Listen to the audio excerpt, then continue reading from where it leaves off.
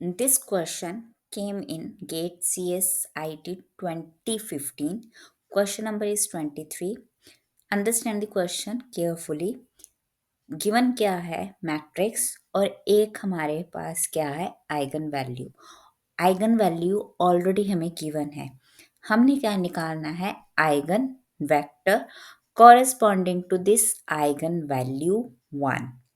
Okay, and we know that to find eigen vector corresponding to eigen value कैसे लिखते हैं हम, a x is equals to lambda x, or we can say a minus lambda I into x is equals to 0.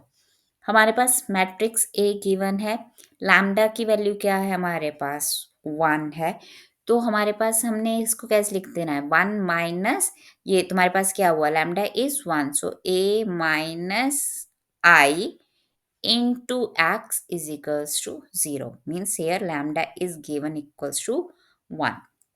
अब यहाँ पे हमने a minus आई क्या है आइडेंटिटी मैट्रिक्स है, तो 1 minus 1 is 0, minus 1 2 0 0 0, then third row is 1 2 0 x क्या है eigenvectors x1 x2 x3 is equals to 0.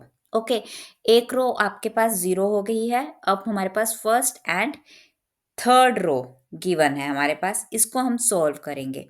तो आपको एक सिंपल सा प्रोसीजर बता रही हूँ यहाँ पर। First of all let us write it in terms of equation x2 plus 2x3 is equals to 0। Second row नहीं लिखेंगे, थर्ड रो होगी हमारे पास x1 plus 2x2 plus 0x3 equals to 0। Same यहाँ पे क्या हो जाएगा 0x1। अब हमने प्रोसीजर लगाना है फार्मूला 23 12 2 3 1 2, ठीक है, ये फार्मूला लगाना हमने।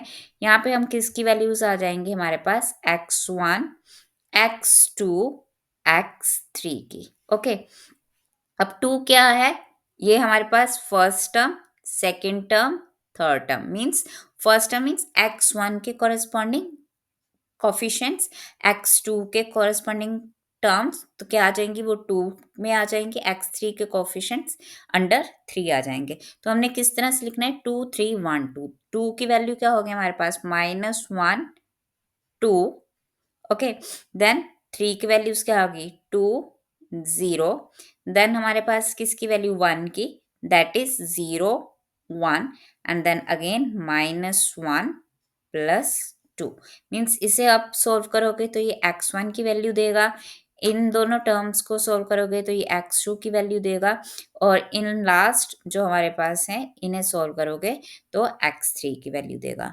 तो x1 की वैल्यू क्या आ गई हमारे पास, x1 इज यहाँ पर क्या हो गया -4 इज इक्वल्स टू x2 कितना हो गया हमारे पास 2, और x3 की वैल्यू क्या होगी हमारे पास +1, और इसे हम लिख देते हैं equals to alpha, means some corresponding हमारी रेशो होगी यहाँ पे, तो अल्फा कॉमन आ गया तो हमारे पास क्या वैल्यू बन गई -4 2 1, alpha can't be 0 into alpha, कोई भी कांस्टेंट हम यहाँ पे अल्फा ले रहे हैं बिकॉज जो हमारे पास ऑप्शंस हैं उसमें वैल्यूज क्या है इन टर्म्स ऑफ अल्फा है। तो लेट अस सी कि कौन सी वैल्यू बन रही है -4 2 1, -4 2 1, where alpha is not equals to 0 and alpha belongs to some real number, and that is your option B। जब भी हमारे पास कोई भी आइगन वैल्यू गिवन होगी तो आइगन वेक्टर हमने निकालने हैं, so that is the simplest procedure shortcut जहाँ पे आप अप्लाई करोगे कौन सा formula 23 12। So if you like the video then share with your friends and subscribe my channel. Goodbye and take care.